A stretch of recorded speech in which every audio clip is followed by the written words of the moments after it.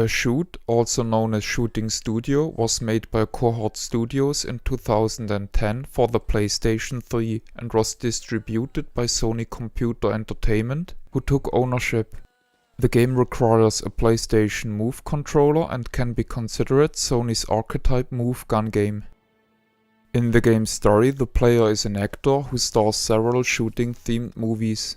Typically, people and objects in those movies are either puppets or plates.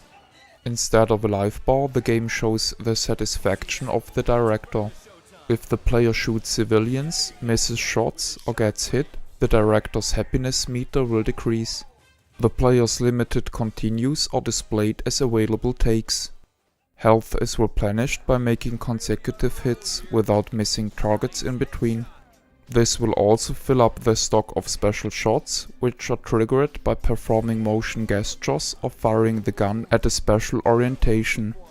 There are 3 kinds of special shots. One slows down time, another one is a shockwave, and another one briefly gives the player a full automatic gun and stops the game from paying attention to missed shots and damage when counting the length of the consecutive shot series. The player may punch targets by swinging the gun controller. The reticle can be reset to the center of the screen by pressing the circle button, which helps to bear the typical gyro gun problem of losing the calibration 0 position quickly. In the beginning of the game, just one movie, which is a set of levels, is available in the so-called career mode. Beating this set exceeding a points requirement, the player may unlock the set for the score mode and unlock the next set of levels in career mode. In total, there are 5 sets, each consisting of 4 levels. One is cowboy themed. In another set, the player fights robots. One set is mafia themed. One takes the player underwater,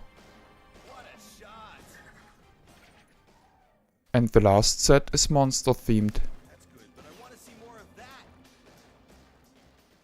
Besides keeping the row of consecutive hits as long as possible, the player may trigger bonus portions in the levels to further increase the score. Additionally, each level has unique bonus tasks, which also affect score. In every set, 8 pieces of a movie poster are hidden. If all pieces of a set are collected, the player may assess a corresponding bonus game in the so-called challenge mode. The game has an outstanding presentation. The music is very well made and the theme song reminds me of classical James Bond scores.